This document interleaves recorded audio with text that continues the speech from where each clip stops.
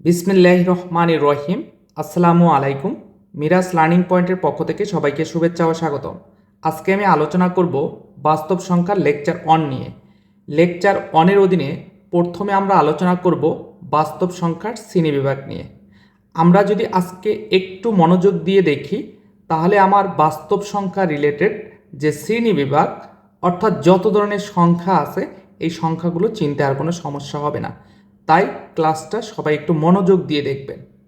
তো বাস্তব সংখ্যার ইংলিশ হচ্ছে রিয়াল নাম্বারস, যেটাকে এই যে আর দ্বারা প্রকাশ করা হয়, তবে এখানে একটু গাঢ় করে লিখতে হয়, ঠিক আছে, আর এই ব্যাক সাইডে।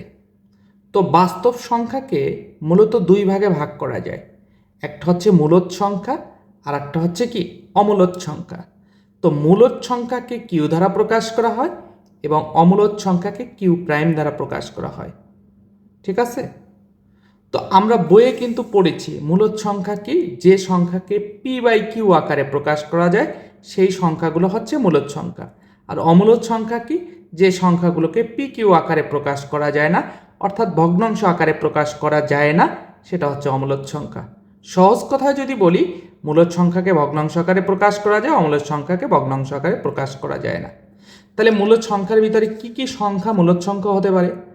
এখানে ফার্স্ট এক্সাম্পল দেখুন, -3 অনের ওপরে পৌনপুণিক 2 এর ওপরে পৌনপুণিক, তার মানে আবৃত দশমিক, সেটা হোক ধনাত্মক হোক ঋণাত্মক, সেটা কিন্তু মূলদ সংখ্যা। তারপরে দেখুন -3 আছে, তাহলে -3 বলতে কি বোঝাচ্ছে? নেগেটিভ মান, ঋণাত্মক পূর্ণ সংখ্যা, সেটাও কিন্তু মূলদ সংখ্যা। তারপরে -2, 2 সমস্ত 1/2 আর কি, ঠিক আছে। তো এটা কিন্তু মিশ্র ভগ্নাংশ, তাহলে মিশ্র ভগ্নাংশও কিন্তু হচ্ছে আমার কি মূলদ সংখ্যা। তারপরে দেখুন -2, -1, -1/2, 0, +1/2, অর্থাৎ এখানে মাইনাস যেগুলো দেখেছি সেগুলো প্লাসও হবে।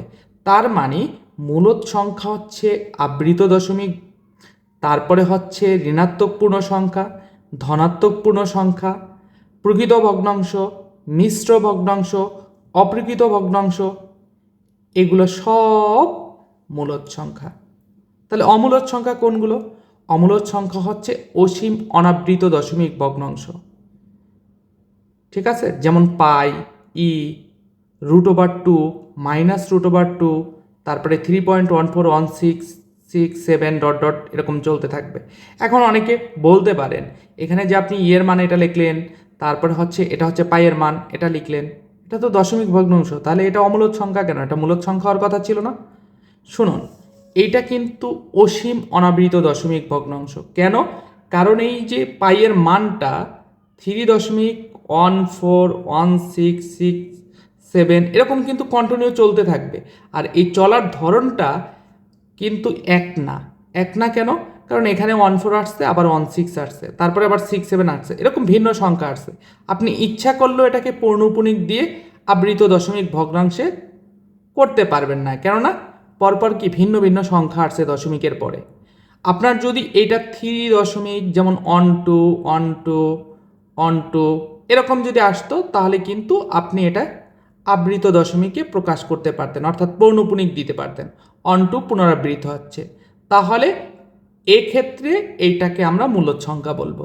কিন্তু যদি অসীম অনাবৃত দশমিক ভগ্নাংশ হয়, অর্থাৎ যাকে পৌনঃপুনিকে নিয়ে আসা যায় না, সেই সংখ্যাগুলো হচ্ছে অমূলদ সংখ্যা। সেটার ভিতরে পাইয়ের মান আছে, তারপরে এর মান হচ্ছে এটা। দশমিকের পরে কিন্তু একই সংখ্যার পুনরাবৃত্তি হয় না, ভিন্ন ভিন্ন সংখ্যার পুনরাবৃত্তি হয়, সুতরাং এটা পৌনঃপুনিকে নিয়ে আসা যায় না, ঠিক আছে। তারপরে কি লিখেছি? √2, তাহলে √2ও হচ্ছে আমাদের কিন্তু কি, এটা যদি হচ্ছে ক্যালকুলেটারে করি তাহলে আমাদের যে সংখ্যাটা আসবে সেটাও কিন্তু দশমিকের পরে ভিন্ন ভিন্ন সংখ্যার পুনরাবৃত্তি হয়, সেটাও কিন্তু আমরা পৌনঃপুনিক সংখ্যায় নিয়ে আসতে পারি না। সুতরাং √2 একটা কি অমূলদ সংখ্যা। এখানে আর একটা কথা বলি, সেটা হচ্ছে আমরা তো মৌলিক সংখ্যা সবাই চিনি, তারপরে আমরা পরবর্তীতে মৌলিক সংখ্যা নিয়ে আলোচনা করব। তো মৌলিক সংখ্যার উপরে যখন আমরা √ওভার দিব, তখন সেটা অমূলদ সংখ্যা হয়ে যাবে, ঠিক আছে। যেমন √2, √3, তারপরে হচ্ছে √5, √7, তারপরে হচ্ছে √11, অর্থাৎ আপনি মৌলিক সংখ্যার উপরে যখন √ওভার দিবেন তখন সেটা কিন্তু আমাদের কি অমূলদ সংখ্যা হয়ে যাবে। আশা করি মূলদ সংখ্যা এবং অমূলদ সংখ্যা ক্লিয়ার। তো অমূলদ সংখ্যার কিন্তু আর কোনো প্রকারভেদ নেই, কিন্তু মূলদ সংখ্যাকে আরও কয়েকটা প্রকারে ভাগ করা যায়। মানে এটা তো জাস্ট আমরা সবগুলো সংখ্যাকে মূলদ সংখ্যা বলেছি। এখন এই সংখ্যাগুলোকে আবার আমরা আলাদা করতে পারি। তাহলে আমরা এখানে মূলদ সংখ্যাকে আবার দুই ভাগে ভাগ করেছি, একটা হচ্ছে পূর্ণ সংখ্যা আর একটা হচ্ছে ভগ্নাংশ বা ফ্র্যাকশন। তাহলে পূর্ণ সংখ্যা কোনগুলো? পূর্ণ সংখ্যা হচ্ছে সকল ধনাত্মক এবং ঋণাত্মক স্বাভাবিক সংখ্যা শূন্য সহ সকল ধনাত্মক এবং ঋণাত্মক স্বাভাবিক পূর্ণ সংখ্যা। ঠিক আছে, দেখুন -3, -2, -1, 0, 1, 2, 3 ... তাহলে এগুলো হচ্ছে কিন্তু পূর্ণ সংখ্যা, ভগ্নাংশ আসবে না। ঠিক আছে, এই যে এটা পূর্ণ সংখ্যা। এই পূর্ণ সংখ্যাকে কি দ্বারা প্রকাশ করা হয়? জেড দ্বারা। তারপরে হচ্ছে কি ভগ্নাংশ, ফ্র্যাকশন। তাহলে ভগ্নাংশের ভিতরে কি আছে? প্রকৃত ভগ্নাংশ আছে, অপ্রকৃত ভগ্নাংশ আছে, মিশ্র ভগ্নাংশ আছে, তারপরে এই যে আমাদের আবৃত দশমিক ভগ্নাংশ, এগুলো ধনাত্মক হতে পারে, ঋণাত্মক হতে পারে। ঠিক আছে, তাহলে মূলদ সংখ্যাকে কয় ভাগে ভাগ করা যায়? দুই ভাগে, একটা হচ্ছে পূর্ণ সংখ্যা আর একটা হচ্ছে ভগ্নাংশ। এরপরে আমরা পূর্ণ সংখ্যাকে আবার কি করতে পারি? শ্রেণীবিভাগ করতে পারি। পূর্ণ সংখ্যাকে আবার দুইটা ভাগে ভাগ করতে পারি, একটা হচ্ছে ঋণাত্মক পূর্ণ সংখ্যা আর একটা হচ্ছে অঋণাত্মক পূর্ণ সংখ্যা। তাহলে ঋণাত্মক পূর্ণ সংখ্যা কোনগুলো? যেগুলো নেগেটিভ পূর্ণ সংখ্যা, নেগেটিভ ইন্টিজার্স, -3, -2, -1, -4, -5, -6 এইগুলা। আর অঋণাত্মক পূর্ণ সংখ্যা কোনগুলো? ধনাত্মক এবং শূন্য। ধনাত্মক পূর্ণ সংখ্যা এবং শূন্য, অর্থাৎ শূন্য সহ সকল ধনাত্মক পূর্ণ সংখ্যা হচ্ছে অঋণাত্মক পূর্ণ সংখ্যা। 0, 1, 2, 3, 4, 5, 6 এরকম চলতে থাকবে। ঠিক আছে, তো আর এইখানে আমাদের ভগ্নাংশকে আবার দুই ভাগে ভাগ করতে পারি, একটা হচ্ছে সাধারণ ভগ্নাংশ আর একটা হচ্ছে দশমিক ভগ্নাংশ। তো সাধারণ ভগ্নাংশ কোনগুলো? সাধারণ ভগ্নাংশ হচ্ছে প্রকৃত ভগ্নাংশ, অপ্রকৃত ভগ্নাংশ আর মিশ্র ভগ্নাংশ। ঠিক আছে, আসলে মিশ্র ভগ্নাংশটাই হচ্ছে, আমরা যদি ভাঙ্গি সমস্তটাকে তাহলে ওটা অপ্রকৃত ভগ্নাংশে চলে আসে। ঠিক আছে, আর দশমিক ভগ্নাংশ যেখানে দশমিক থাকবে সেটা আবৃত দশমিকও হতে পারে, সাধারণ দশমিক ভগ্নাংশ হতে পারে। ঠিক আছে, এরপরে অঋণাত্মক পূর্ণ সংখ্যাকে আবার আমরা দুইটা ভাগে বিভক্ত করতে পারি, একটা হচ্ছে শূন্য আর একটা হচ্ছে ধনাত্মক পূর্ণ সংখ্যা। এই ধনাত্মক পূর্ণ সংখ্যাকে আমরা মূলত কি বলি? স্বাভাবিক সংখ্যা, যেটাকে আমরা এন দ্বারা সূচিত করি। স্বাভাবিক সংখ্যাকে কি দ্বারা সূচিত করা হয়? এন দ্বারা।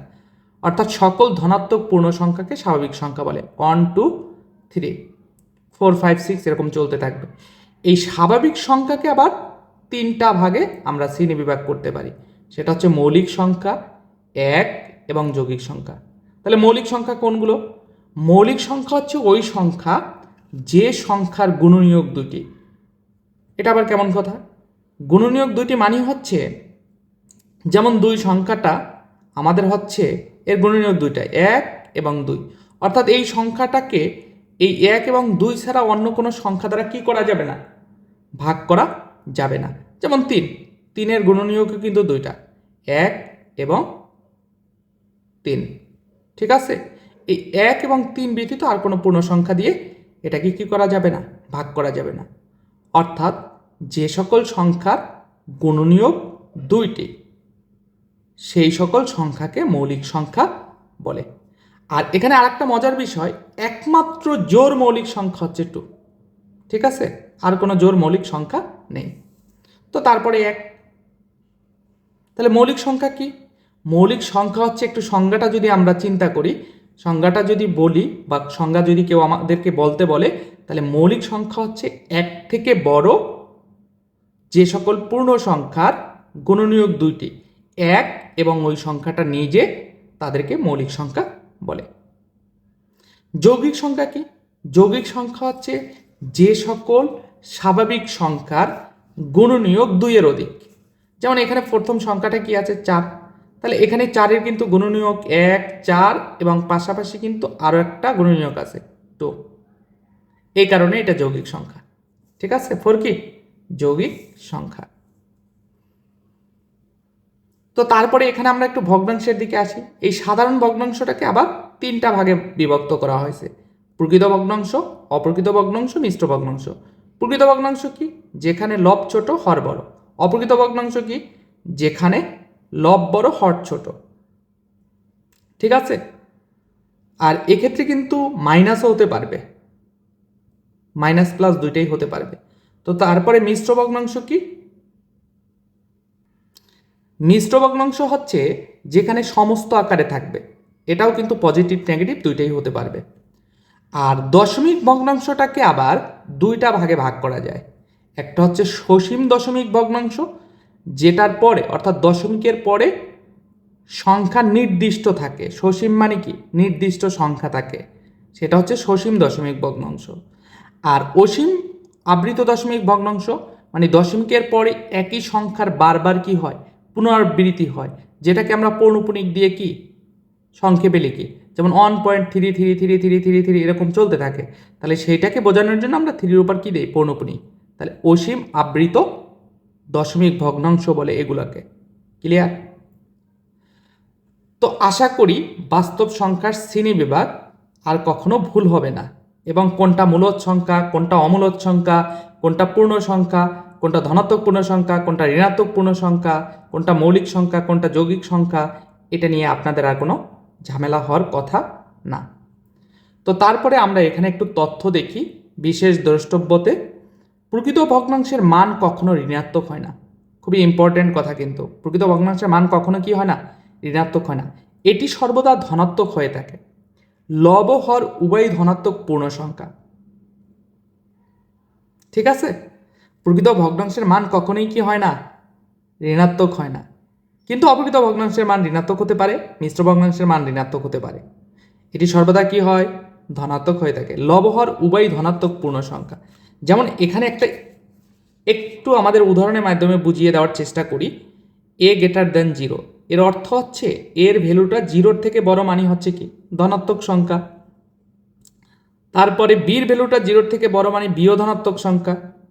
এবং আর একটা শর্ত দেওয়া আছে এখানে, a লেস দেন বি, অর্থাৎ এ ছোট কার থেকে? বি এর থেকে। তাহলে বি কে বড়, এ কে ছোট, তাই না? তাহলে সেই ক্ষেত্রে আমরা যদি এ এবং বি কে ভগ্নাংশ আকারে লিখি, a ডিভাইডেড বাই বি, তাহলে এই যে a ডিভাইডেড বাই বি, এই ভগ্নাংশের মানটা সব সময় 0-র থেকে বড় হবে, 1-এর থেকে ছোট হবে। অর্থাৎ প্রকৃত ভগ্নাংশের মানের সীমাটা 0 এবং 1-এর মধ্যবর্তী হয়। একটু সাংখ্যিক মান দিয়ে বিষয়টা ক্লিয়ার করি। যেমন এর মান আমি ধরলাম হচ্ছে সাপোজ 1, তাহলে বির মান কত ধরতে হবে? বির মান কিন্তু আমাদের বড় ধরতে হবে শর্ত অনুসারে, a লেস দ্যান বি বলছে, তাহলে 2। তাহলে সেই ক্ষেত্রে আমি যদি ভগ্নাংশ চিন্তা করি এখানে, তাহলে কি হবে বলুন তো? এর মান 1, বির মান হচ্ছে কি 2, তার মানে হাফ। হাফ মানে কি? 0.5। তার মানে কি? এটা 0-র থেকে বড় বাট 1-এর থেকে ছোট। আপনি যে কোনো সংখ্যা নিয়েই যদি চিন্তা করেন, ধনাত্মক পূর্ণ সংখ্যা নিয়ে, সেটা সেই প্রকৃত ভগ্নাংশের ক্ষেত্রে আমাদের মানটা 0-র থেকে বড় হবে, 1-এর থেকে ছোট হবে, এই রেঞ্জের ভিতরে থাকবে। তো আশা করি বিষয়টা ক্লিয়ার। এই যে দেখুন এখানে এই জিনিসটাই লিখেছি, প্রকৃত ভগ্নাংশের মান 0 থেকে 1-এর মধ্যে থাকে। তো এরপরে আমরা একটু সংজ্ঞা লিখেছি, বাস্তব সংখ্যাটা কি আসলে। বাস্তব সংখ্যা হচ্ছে মূলদ এবং অমূলদ সংখ্যাগুলোকে একত্রে বাস্তব সংখ্যা বলে। তাহলে বাস্তব সংখ্যার সেটকে আমরা কি দ্বারা প্রকাশ করি? আর দ্বারা সূচিত করি। তাহলে এইখানে কিন্তু একটা তথ্য দেওয়া আছে, এই তথ্যটা কিন্তু ইম্পর্টেন্ট।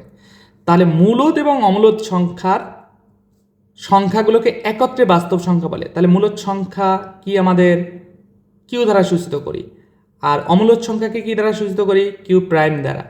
এখন এই দুইটাকে যদি আমরা সংযোগ করি ছেডের নিয়ম অনুসারে, তাহলে আমরা কি পাবো? বাস্তব সংখ্যা পাবো, সব বাস্তব সংখ্যাগুলো পাবো। কারণ আমাদের মূলদ এবং অমূলদ সংখ্যার সমষ্টি বা সংযোগই হচ্ছে কি? বাস্তব সংখ্যা। এই তথ্যটা কিন্তু মনে রাখতে হবে, এখান থেকে কিন্তু এমসিকিউ আসতে পারে। তাহলে মূলদ সংখ্যা কি? দেখুন, যে সকল সংখ্যাকে দুইটি পূর্ণ সংখ্যার ভগ্নাংশ আকারে প্রকাশ করা যায় তাকে মূলদ সংখ্যা বলে। মূলদ সংখ্যাগুলোকে পি বাই কিউ আকারে প্রকাশ করা যায়, যেখানে পি কিউর মান দেখুন বিলংস টু জেড। জেড মানে কি ছিল? পূর্ণ সংখ্যা। অর্থাৎ এখানে যে পিকিউ আকারে প্রকাশ করতে পারবো আমরা, সেই পিকিউর মান অবশ্যই পূর্ণ সংখ্যার সদস্য হতে হবে এবং কিউর মান নট ইকুয়াল 0 হতে হবে। কেন? কিউর মান যদি হচ্ছে 0 হয় তাহলে এটা কিন্তু ভগ্নাংশটা কি হয়, অসংজ্ঞায়িত হয়ে যায়। তো মূলদ সংখ্যার সেটকে কিউ দ্বারা সূচিত করা হয়। তাহলে কিউটাকে আমরা কিন্তু এই যেভাবে লিখতে পারি, সূচিত করতে পারি, মূলদ সংখ্যার সেট কিউ সমান P divided by Q such that এই পি এবং কিউর মান হবে কি পূর্ণ সংখ্যার সদস্য এবং কিউ নট ইকুয়াল 0। একইভাবে অমূলদ সংখ্যার সংজ্ঞাটা আমরা দেখতে পারি। অমূলদ সংখ্যা কি? যে সকল সংখ্যাকে দুইটি পূর্ণ সংখ্যার ভগ্নাংশ আকারে প্রকাশ করা যায় না, অর্থাৎ পি কিউ আকারে প্রকাশ করা যায় না, সেই সংখ্যাকে কি বলে? অমূলদ সংখ্যা বলে। ঠিক আছে, একই জিনিস। তাহলে অমূলদ সংখ্যার সেট কি? সেটকে কিউ প্রাইম দ্বারা প্রকাশ করা হয়। পূর্ণবর্গ নয় এমন যে কোনো স্বাভাবিক সংখ্যার বর্গমূল অমূলদ সংখ্যা। তাহলে এই কথাটা কি বলছে আমরা একটু বোঝার চেষ্টা করি। পূর্ণবর্গ নয় এরূপ যে কোনো স্বাভাবিক সংখ্যার বর্গমূল অমূলদ সংখ্যা। যেমন আমরা যদি বলি, যেমন 2, এটা কি পূর্ণবর্গ? পূর্ণবর্গ না। এটার উপরে যদি বর্গমূল দেই তাহলে এটা কিন্তু আমাদের কি অমূলদ সংখ্যা। আবার 3, এটা কি পূর্ণবর্গ? এটার উপরে যদি হচ্ছে আমি বর্গমূল দেই তাহলে এটা অমূলদ সংখ্যা। ঠিক আছে, কিন্তু আমি যদি 4-এর উপরে রুট ওভার দেই তাহলে এইটা কি হচ্ছে পূর্ণবর্গ? 4 পূর্ণবর্গ? হ্যাঁ, 4 পূর্ণবর্গ। তাহলে এটা কি মূলদ সংখ্যা বলা যাবে না। তাহলে এই যে দেখুন 2 স্কোয়ার, তাহলে রুট স্কোয়ার কাটা যায় 2 হয়, তাহলে এটা কি অমূলদ সংখ্যা হবে? অমূলদ সংখ্যা হবে না। তো তারপরে যেমন √5, এটা কিন্তু হচ্ছে পূর্ণবর্গ নয়, তাহলে এটা অমূলদ সংখ্যা। তো তারপরে √6, এটাও কিন্তু পূর্ণবর্গ নয়, এটাও কিন্তু অমূলদ সংখ্যা।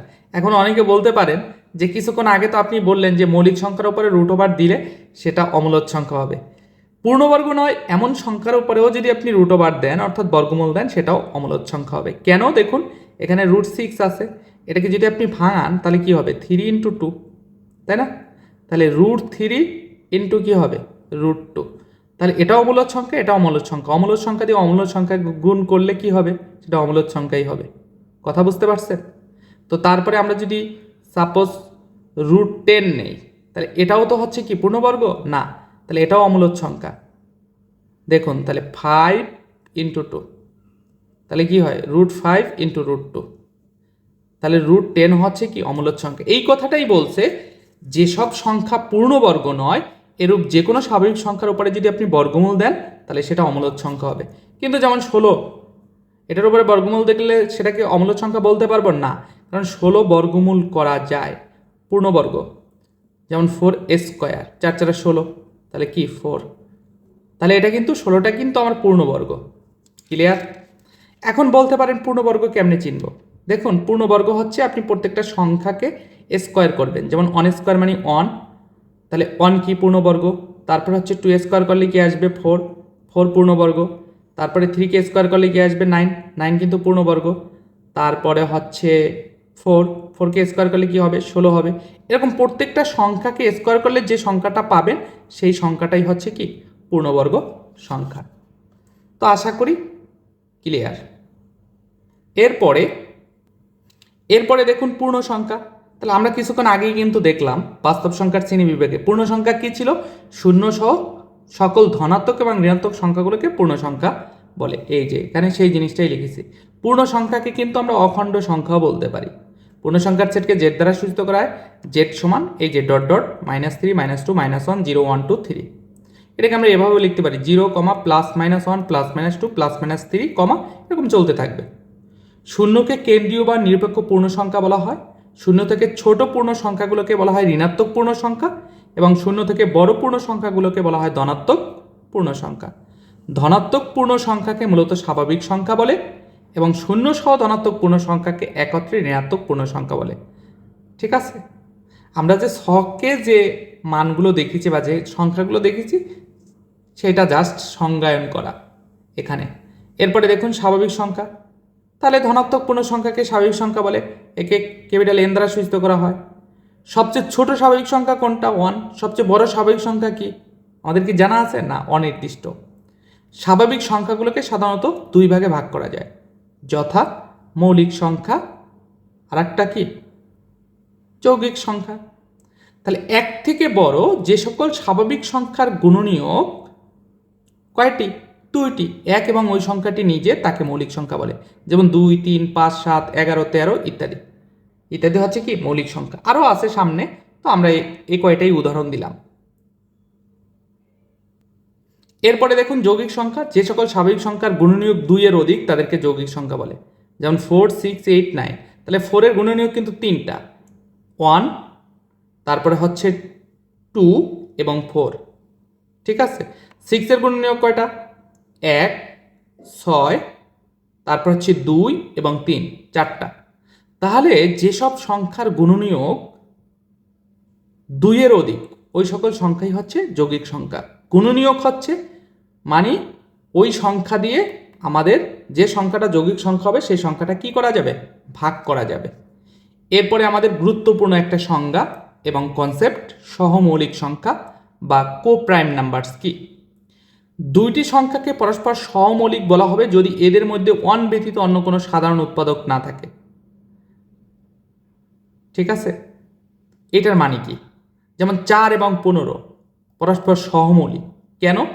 কারণ এই 4 এবং 15-এর ভিতরে কোনো সাধারণ কি নাই? গুণনীয়ক নাই, কোনো উৎপাদক নাই, যেটা দিয়ে 4কেও ভাগ করা যাবে, 15কেও ভাগ করা যাবে।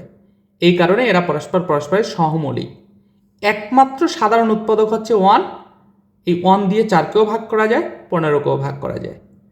এই কারণে এখানে বলা হয়েছে এমন দুইটা সংখ্যা আমরা নিব, সেটা আমরা তখনই সহমৌলিক বলবো যখন ওই দুটা সংখ্যার ভিতরে 1 ব্যতীত কোনো সাধারণ উৎপাদক থাকবে না। তাহলে এখানে 4 এবং 15, এটার ভিতরে সাধারণ উৎপাদক হচ্ছে 1, সুতরাং 4 এবং 15 পরস্পর কি সহমৌলিক।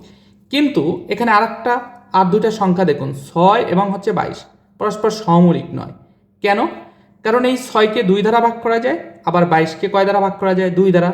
তাহলে এখানে কিন্তু সাধারণ উৎপাদক কিন্তু 1 ব্যতীত আরেকটা সাধারণ উৎপাদক আছে কি 2। তাহলে এটা কি পরস্পর সহমৌলিক হবে না। ক্লিয়ার? খুবই ইম্পর্টেন্ট কনসেপ্ট কিন্তু এটা, এখান থেকে প্রশ্ন আসতে পারে। তো তারপরে এখানে একটু খেয়াল করি আমরা, এই বিষয়টা থেকেও প্রশ্ন আসার সম্ভাবনা কিন্তু অনেক বেশি। আর বাস্তব সংখ্যা, কিউ মূলদ সংখ্যা, জেড পূর্ণ সংখ্যা এবং এন হচ্ছে কি স্বাভাবিক সংখ্যা। এর ভিতরে একটা সম্পর্ক আছে, আমরা যদি সার্কেলটা দেখি তাহলে বুঝতে সুবিধা হবে। দেখুন স্বাভাবিক সংখ্যাটা আসলে কার ভিতরে বিদ্যমান? স্বাভাবিক সংখ্যাটা কার ভিতরে বিদ্যমান আছে? পূর্ণ সংখ্যার ভিতরে। পূর্ণ সংখ্যার ভিতরে আছে না? এই যে পূর্ণ সংখ্যাটা কি আমার মূলত 0,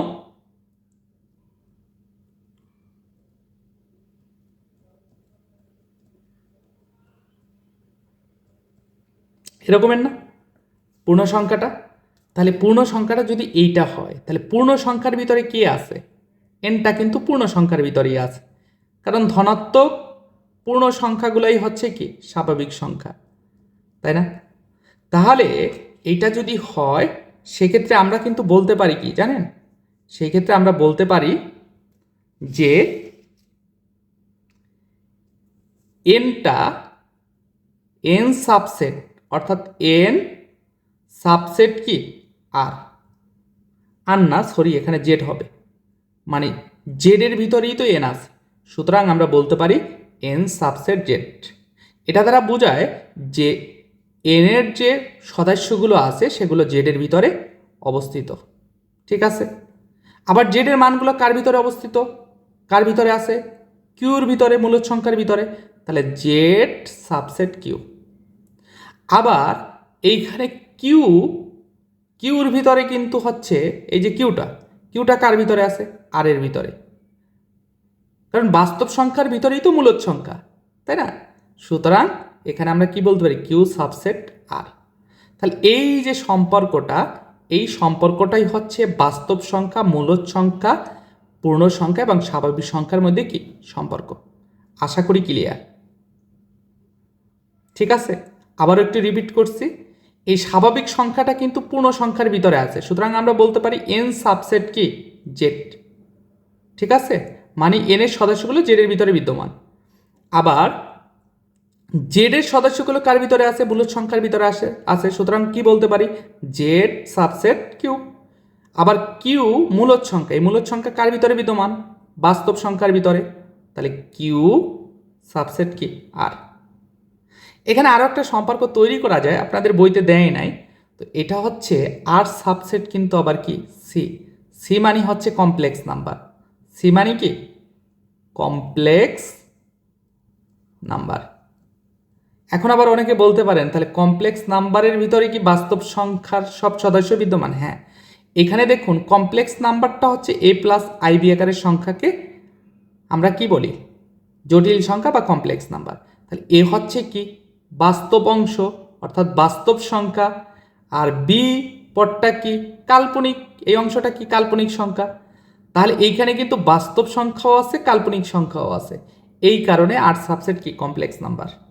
এইটুকু জানলেই হবে। অনেক সময় পরীক্ষায় এইটার বাহিরে গিয়ে অপশনে এটাও থাকে।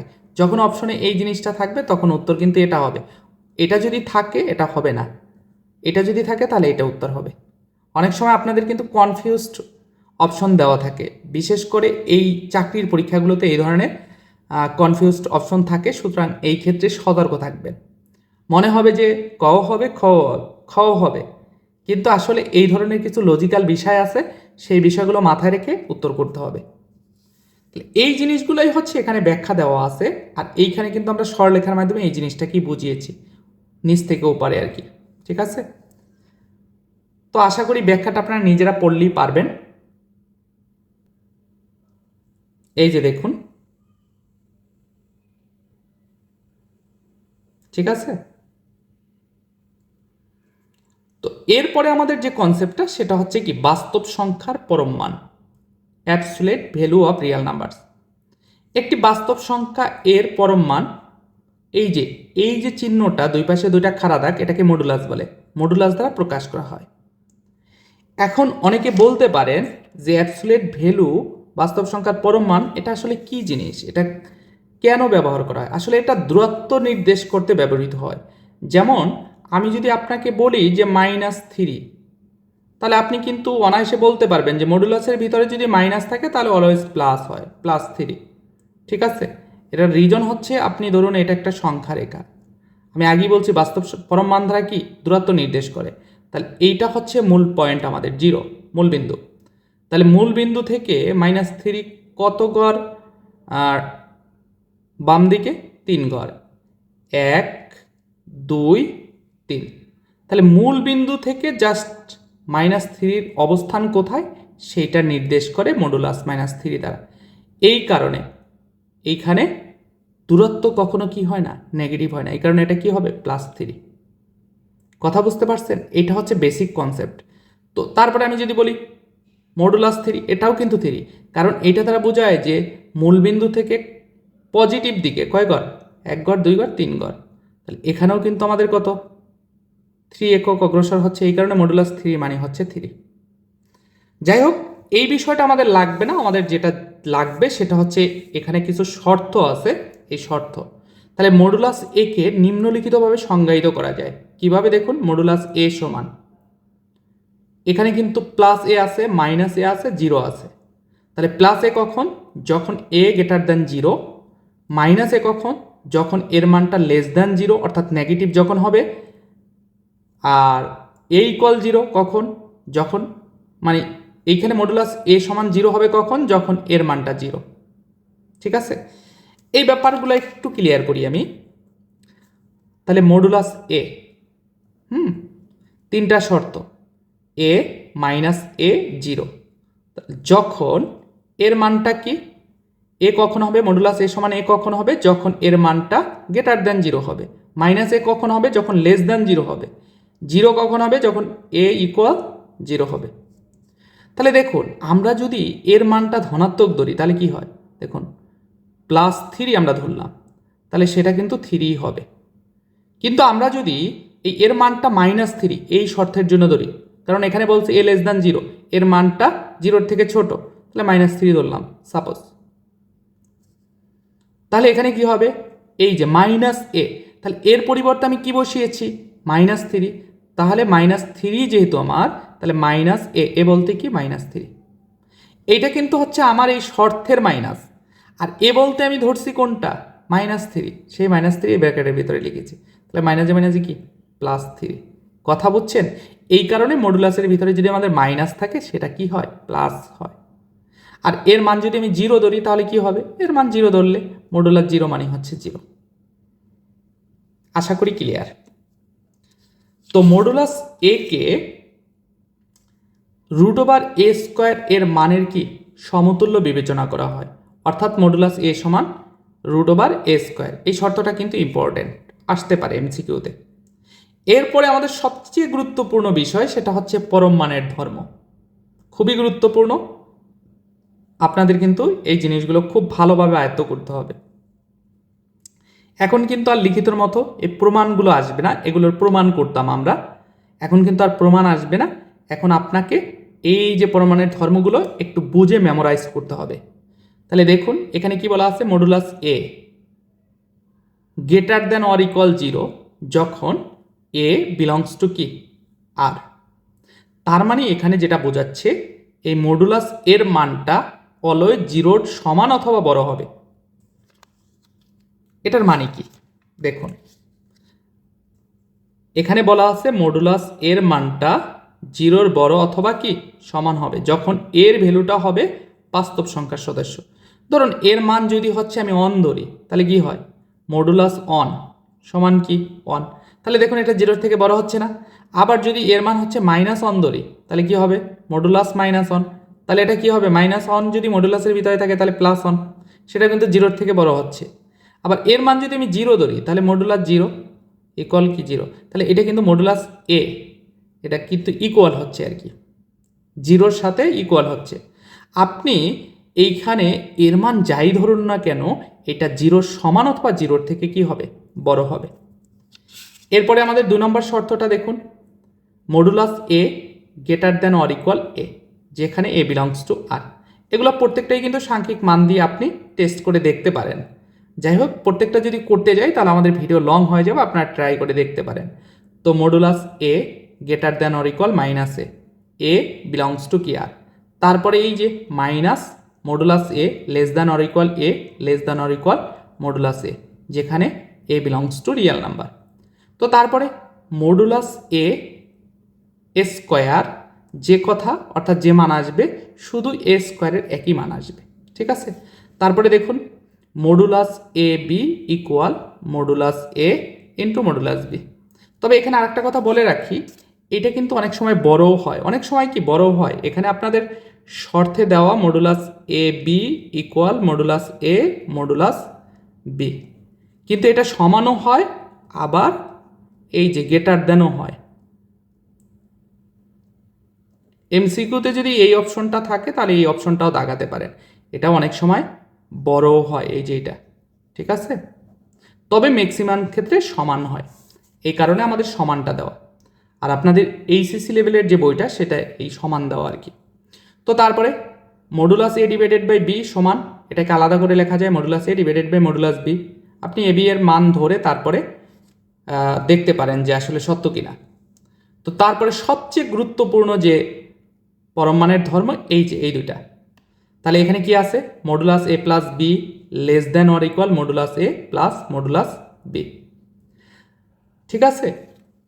এইখানে a + b হোল মডুলাস থাকবে, তখন এই চিহ্নটা কি হবে এই দিকে ঘোরানো থাকবে, ঠিক আছে। কোন দিকে, ডান দিকে। <= মডুলাস a + মডুলাস b, একটু খেয়াল দিয়ে পড়বেন তাহলে মনে থাকবে। তো তারপরে জাস্ট এই সূত্রটার জায়গায় আমরা b এর জায়গায় -b বসিয়েছি, আর কিছু করি নাই। তাহলে a - b, এখানে যদি এই যে b এর স্থলে যদি -b বসাই তাহলে প্লাস মানে -b <= মডুলাস a প্লাস। এখন বলতে পারেন এখানে b এর স্থলে কি -b বসান নাই, হ্যাঁ -b বসিয়েছি। তাহলে -b মডুলাস -b মানে কি, এই যে দেখুন মডুলাস -b মানে কি b, তাহলে এটাকে আমরা কি লিখতে পারি মডুলাস b, এই যে এটাই লিখেছি, ঠিক আছে।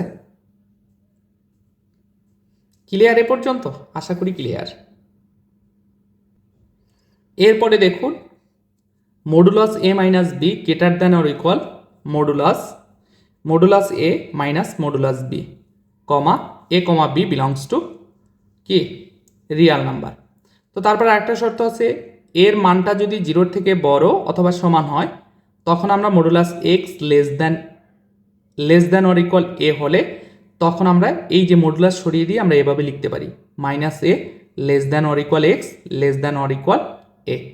এই শর্তটা আমাদের কিন্তু হচ্ছে অসমতার যখন সমাধান করব তখন কিন্তু কাজে লাগবে। তারপরে দেখুন modulus x greater than or equal থাকলে, এটা তো লেস দ্যান অর ইকুয়াল ছিল, যদি গ্রেটার দ্যান অর ইকুয়াল থাকে তখন আমরা লিখব x less than or equal minus a, অথবা আরেকটা লিখব কি x greater than or equal a, যেখানে a greater than or equal 0। আশা করি বেসিক বিষয়গুলো আপনাদের ক্লিয়ার। এখন আমরা এমসিকিউতে যাব, দেখব এই বেসিক কনসেপ্ট থেকে কি ধরনের এমসিকিউ আসতে পারে। 1 নাম্বার এমসিকিউ কি বলছে, কোনটি মূলদ সংখ্যা? খুবই সহজ প্রশ্ন। ই হবে না, এটা অমূলদ সংখ্যা, আমরা ডিরেক্ট দেখেছি সংজ্ঞায়। পাই অমূলদ সংখ্যা। তারপরে এই যে দেখুন 1/2, এটা কিন্তু ভগ্নাংশ সংখ্যা। এটা কোন ভগ্নাংশ? প্রকৃত ভগ্নাংশ। তাহলে প্রকৃত ভগ্নাংশ কিন্তু মূলদ সংখ্যার ভিতরে। আর এইটাও কিন্তু হচ্ছে কি অমূলদ সংখ্যা। কেন অমূলদ সংখ্যা? কারণ এটা কিন্তু মানে 3-র উপরে ঘনমূল আর কি, ঠিক আছে? 3-র উপরে ঘনমূলটাও হচ্ছে অমূলদ সংখ্যা। তো তারপরে নিচের কোনটি মূলদ সংখ্যা? তাহলে পাই অমূলদ সংখ্যা, ই অমূলদ সংখ্যা। তারপরে এইখানে দেখুন √5, 1/√5। তাহলে কোনো সংখ্যা দিয়ে যদি অমূলদ সংখ্যা আপনি ভাগ করেন তাহলে সেটাও কি অমূলদ সংখ্যা। তাহলে মূলদ সংখ্যা কোনটা? এই যে গ নম্বরটা। এখন অনেকে বলতে পারেন এখানে তো √5 আছে, এটা তো অমূলদ সংখ্যা। দেখুন এটা অমূলদ সংখ্যা হলেও এটাকে যদি আপনি একটু বিশ্লেষণ করেন তাহলে কিন্তু সেটা মূলদ সংখ্যায় কনভার্ট হবে। এই যে দেখুন, মানে এটা দেখতে অমূলদ সংখ্যার মতো কিন্তু আসলে অমূলদ সংখ্যা না, এটা মূলদ সংখ্যা। দেখুন √5 ডিভাইডেড বাই √125। তাহলে এইটাকে আমরা কি লিখতে পারি? 5 25 125। তাহলে আমরা কিন্তু 25-এর বর্গমূল কত? 5। আর এই 5-এর উপরে √ দিয়ে দিয়েছি। তাহলে উপরের √5, নিচের √5 কাটা যায়, তাহলে কি আসে? 1/5। তার মানে এই √5 ডিভাইডেড বাই √125, এটার মানই হচ্ছে 1/5। তাহলে কি এটা কি প্রকৃত ভগ্নাংশ? তাহলে প্রকৃত ভগ্নাংশ কি? প্রকৃত ভগ্নাংশ মূলদ সংখ্যা।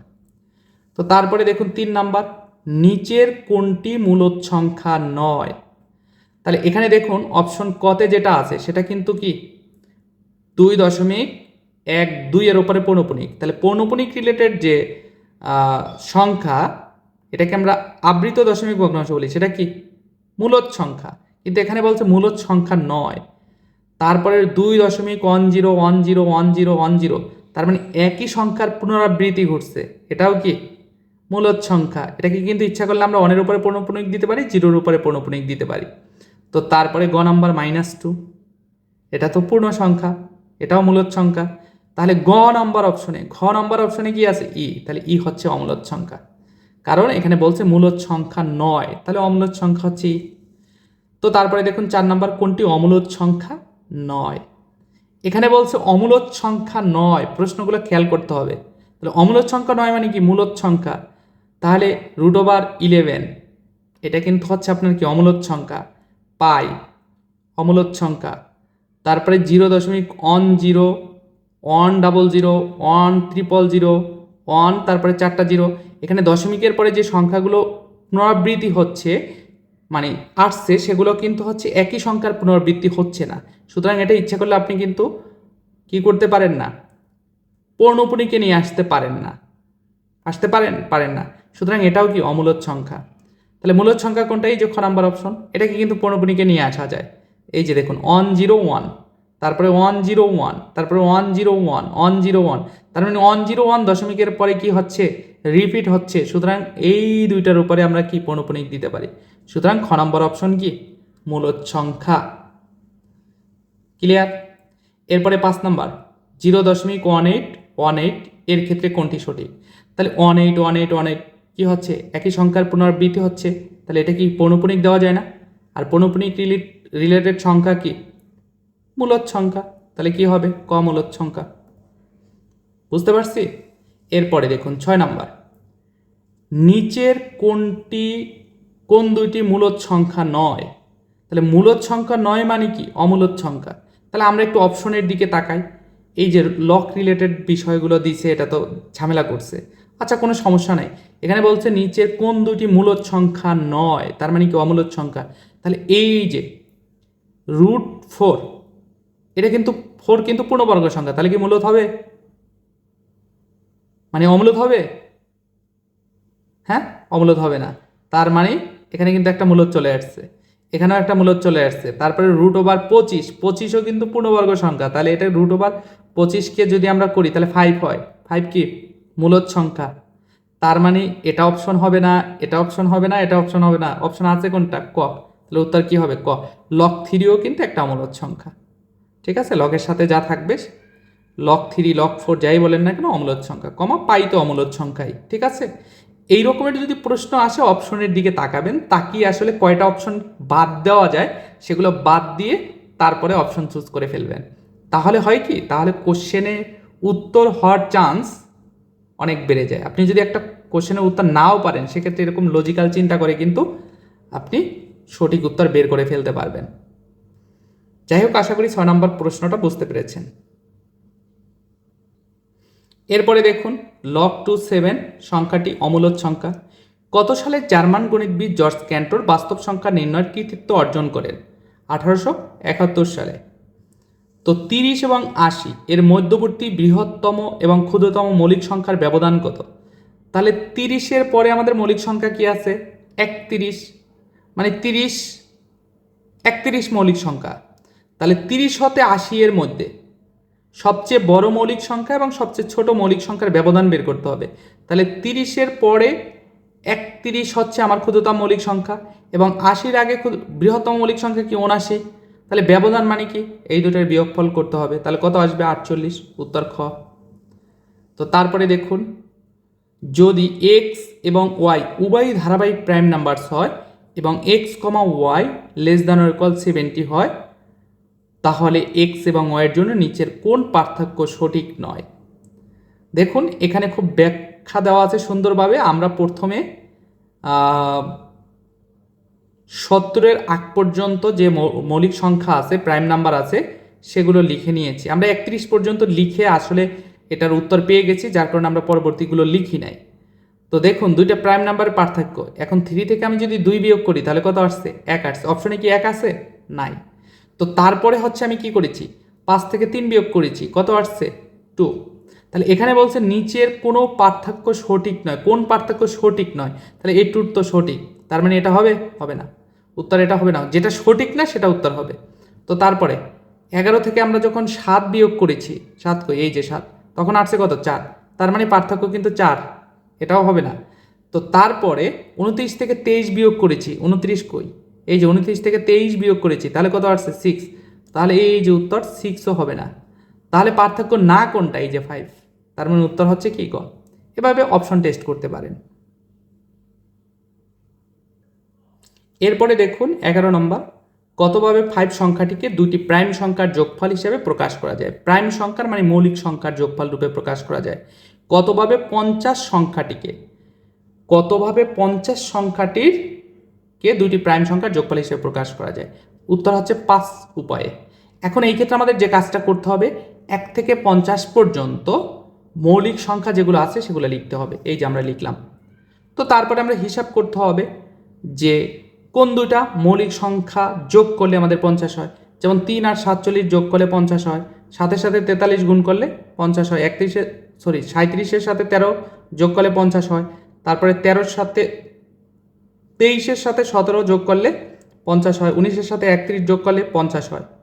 তাহলে কয়ভাবে হইল? 1, 2, 3, 4, 5। এই 5টা উপায়ে আসলে 50 সংখ্যাটিকে দুটি প্রাইম সংখ্যার যোগফল হিসেবে প্রকাশ করা যায়। এখানে আরেকটা বিষয় আমরা অ্যাড করেছি, এই যে নোট। 1 থেকে 100 পর্যন্ত টোটাল মৌলিক সংখ্যা 25টি। অনেক হয়তো জানেন, তারা স্কিপ করতে পারেন। যারা না জানেন তারা শিখে রাখুন। এটা শর্ট ওয়েতে এভাবে মনে রাখা যায়: 44, 22, 322, 321। তাহলে এইখানে 4 দ্বারা আমি যেটা বোঝাচ্ছি সেটা হচ্ছে 1 থেকে 10 পর্যন্ত মৌলিক সংখ্যা হচ্ছে 4টা, 2, 3, 5, 7। আবার 11 থেকে 20 পর্যন্ত মৌলিক সংখ্যা হচ্ছে 4টা, 11, 13, 17, 19। আবার 21 থেকে 30 পর্যন্ত মৌলিক সংখ্যা হচ্ছে দুইটা, 23, 29। এভাবে প্রত্যেকটা হচ্ছে আমরা হিসাব করে লিখে দিয়েছি, এগুলো আপনার আয়ত্ত করবেন। এখান থেকেও প্রশ্ন চলে আসতে পারে যদি সহজ প্রশ্ন হয়। তো তারপরে দেখুন 12, which of the following is a pair of co primes. তা কো প্রাইমস কী ছিল? নিম্নলিখিত কোন জোড়াটি হচ্ছে সহমৌলিক? কো প্রাইমস মানে কি? সহমৌলিক। তাহলে সহমৌলিক কি পড়েছিলাম? যে দুইটা সংখ্যার সাধারণ উৎপাদক অন, ওই দুইটা সংখ্যাকে সহমৌলিক বলে। তাহলে এইখানে কিন্তু 16 আর কত 62 আছে। তাহলে এইখানে কিন্তু সাধারণ উৎপাদক আমরা কিন্তু কত পাচ্ছি? 1-এর বাইরে কিন্তু 2ও দেখা যাচ্ছে, কারণ 16কে 2 দ্বারা ভাগ করা যায়, 62কে 2 দ্বারা ভাগ করা যায়। এখানে কিন্তু কত 18 আর 25, এটা কিন্তু পরস্পর সহমৌলিক, কারণ এখানে সাধারণ উৎপাদক অন ব্যতীত আর কোনো কিছু দিয়ে ভাগ করা যায় না। তারপরে 21, 35 সহমৌলিক নয়, কারণ হচ্ছে এখানে 7 দিয়ে কি ভাগ করা যায়। তারপরে 23 এবং 92 এটা সহমৌলিক নয়, কারণ 23 দ্বারা ভাগ করা যায়। ঠিক আছে। তো তারপরে দেখুন 13 নম্বর, নিচের কোনটি সঠিক? তাহলে আমরা সংখ্যার যে সম্পর্ক দেখেছিলাম, উপসেটের সম্পর্ক, সেই সম্পর্ক থেকে কিন্তু এটা এসেছে। তাহলে এটার উত্তর কত? গ। তো নিচের কোন সম্পর্কটি সঠিক? এখানে বলছে নিচের কোন সম্পর্কটি সঠিক। তাহলে মূল সম্পর্ক কিন্তু হচ্ছে আমাদের 13। দেখুন N subset Z subset Q subset R subset কি কমপ্লেক্স নাম্বার সি। তাহলে এই যে কিউর সাথে কি আছে? Subset R. তাহলে কিউর সাথে সাবসেট আর, আরগুলো কিন্তু হবে না, কারণ কিউ সাবসেট কি এন না, এন সাবসেট জেড। তাহলে বাকিগুলো কিন্তু হবে না। কেন হবে না আপনারা এখানে দেখেই বুঝতে পারছেন। তো তারপরে 15 নম্বর আশা করি পারবেন একই নিয়মে, অর্থাৎ 13 নম্বরটা যদি আপনি বুঝতে পারেন তাহলে 14, 15 আশা করি পারার কথা। এরপরে দেখুন 16 নম্বর, a comma B greater than 0 হলে নিচের কোনটি সঠিক? ঠিক আছে। অর্থাৎ এইখানে যেটা বোঝাচ্ছে সেটা হচ্ছে এ এবং বি এর মান 0 থেকে বড়, মানে ধনাত্মক পূর্ণ সংখ্যা। ধনাত্মক পূর্ণ সংখ্যা, তাহলে ধনাত্মক পূর্ণ সংখ্যা যদি হয় সেই ক্ষেত্রে কিন্তু সম্পর্কটা কি হয়? ইকুয়াল হয়। মূলত আমরা সম্পর্কটা জানি কি, পরমাণুর ধর্মের একটা সম্পর্ক জানি, সেটা হচ্ছে কি a plus B less than or equal modulus a modulus b, এইটা জানি। কিন্তু এ আর বিটা যদি ধনাত্মক বাস্তব সংখ্যা হয়, অর্থাৎ এ কমা বি গ্রেটার দ্যান 0, এই এ আর বি মান যদি আপনি ধনাত্মক ধরেন, সেই ক্ষেত্রে এইটাকে হচ্ছে আমরা এভাবে লিখতে পারি, মডুলাস এ প্লাস বি ইকুয়াল মডুলাস এ প্লাস মডুলাস বি। তখন আর এই লেস দ্যানটা হবে না। ক্লিয়ার? এই জিনিসটাই এখানে বলছে। তাহলে উত্তর হবে কত? গ, a plus b modulus equal modulus A plus modulus B. তো তারপরে দেখুন 17 নম্বর, a comma B belongs to real নাম্বারের জন্য কোনটি সঠিক নয়? তাহলে এই তথ্যটা কিন্তু আমাদের সঠিক। এখন বলতে পারেন এটা ঘুরিয়ে দিয়েছে, আসলে ব্যাপারটা হচ্ছে কি, এই যে আমাদের মূল সম্পর্কটা হচ্ছে এইটা। এখন এইটা কিন্তু আপনি উল্টাভাবেও লিখতে পারেন, অর্থাৎ মডুলাস এ প্লাস মডুলাস বি, এই যে এইরকমের এই জিনিসটা কি হচ্ছে এভাবে লেখা যায়, মডুলাস এ প্লাস মডুলাস বি। তাহলে এই চিহ্নটা কার দিকে ঘুরানো? এটার দিকে ঘুরানো না? তাহলে আমি এইভাবে লিখলাম, একই কথা। ঠিক আছে, এইভাবেই এখানে লেখা। তো তারপরে এটা কিন্তু আমরা দেখেছি শর্তে, modulus A B equal modulus A into modulus B. তো তারপরে এইটা কিন্তু আমরা এই শর্তে অ্যাপ্লাই করে এটা পেতে পারি, অর্থাৎ এর স্থলে হচ্ছে এ মাইনাস সি, বি এর স্থলে সি মাইনাস বি বসালে আমরা কিন্তু greater than or equal A minus B পাবো, কারণ এখানে এর স্থলে আমরা কি বসাবো? A minus C. তাহলে এ মাইনাস সি তারপরে প্লাস সি মাইনাস বি, তখন প্লাস সি মাইনাস সি কাটা যাবে, এ মাইনাস বি থাকবে। তার মানে গ নম্বর অপশনটাও কিন্তু ঠিক আছে। তাহলে অপশন ঠিক নেই আমার কোনটা? ঘ। এই কারণে উত্তর হবে কি? ঘ। তো তারপরে দেখুন কোনটি সত্য। এখানে কিন্তু একটা মজার বিষয় আছে, সেটা হচ্ছে এখানে উত্তর অনেকে বিভ্রান্তিতে পড়তে পারেন। এখানে কিন্তু কোনটি সত্য বলছে, তাহলে এটা কিন্তু উত্তর হবে না আমাদের, এটা কিন্তু ভুল। Modulus A plus B greater than or equal A plus B, এখানে মডুলাস নাই। তারপরে modulus A plus B equal A plus B, এখানেও কিন্তু মডুলাস রিলেটেড বিষয় নাই ডান পক্ষে, সুতরাং এই দুটো অপশন কিন্তু আমাদের ভুল। তো হয় এটা হবে, না হয় এটা হবে। তাহলে এখন এইখানেই দেখুন মডুলাস এ প্লাস বি ইকুয়াল মডুলাস এ প্লাস মডুলাস বি, অনেকে এই অপশনও দাগাবে, আবার অনেকে এটাও দাগাবে। তাহলে যুক্তিযুক্ত অপশন কোনটা? ক। কেন ক? কারণ হচ্ছে modulus A plus B less than or equal modulus A plus modulus B, এইখান থেকে আসলে এই শর্তটা আমাদের আসছে। তাহলে এই শর্তটা কখন প্রুফড হবে? আমরা কিন্তু 16 নম্বরে দেখেছিলাম, যখন এ এবং বির মান ধনাত্মক বাস্তব সংখ্যা হয় তখন ইকুয়াল হয়। আর যদি একটা ধনাত্মক একটা ঋণাত্মক এরকমের হয় তাহলে লেস দ্যান হতে হয় আর কি। ঠিক আছে, তাহলে ওই বিবেচনায় এইটার ভিতরে অপশনের ভিতরে যেহেতু দুইটা শর্ত আছে, সুতরাং উত্তর ক। এই প্রশ্নগুলোই ম্যাক্সিমাম স্টুডেন্ট কি করে, ভুল করে। তো সঠিক গাণিতিক উক্তি কোনটি? তাহলে এখানে সঠিক গাণিতিক উক্তি কোনটা হবে সেটা বলছে।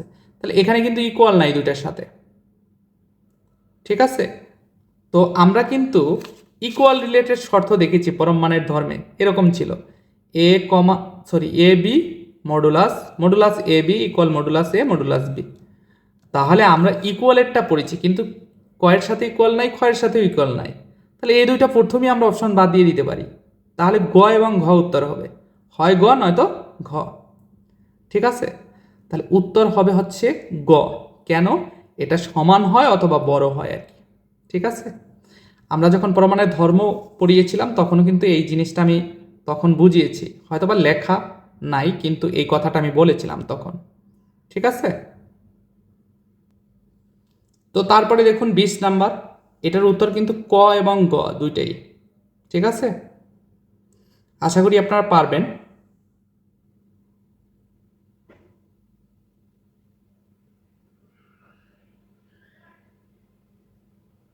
তো এখানে একটু ঝামেলা আছে, ঝামেলাটা হচ্ছে এখানে উত্তর কিন্তু ক আর খ। ঠিক আছে, এইখানে হচ্ছে আপনার এটা গ হবে না, এটা হবে হচ্ছে খ।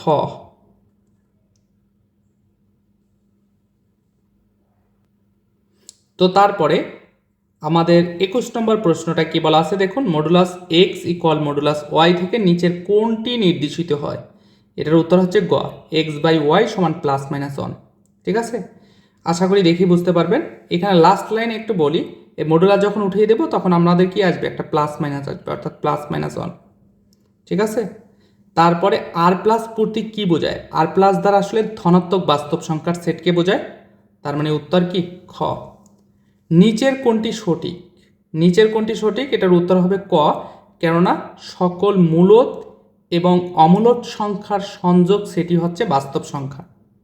ঠিক আছে, এরপরে দেখুন 24 নম্বরে কি বলা আছে, modulus -5 plus 2 -3 plus modulus -5 -3 equal কত? তাহলে এটা কিন্তু পরম মান রিলেটেড ম্যাথ। তো এই যে আমরা একটু ক্যালকুলেশনটা দেখি, -5, এই যে কোশ্চেনটা আমরা আগে তুলে নিলাম।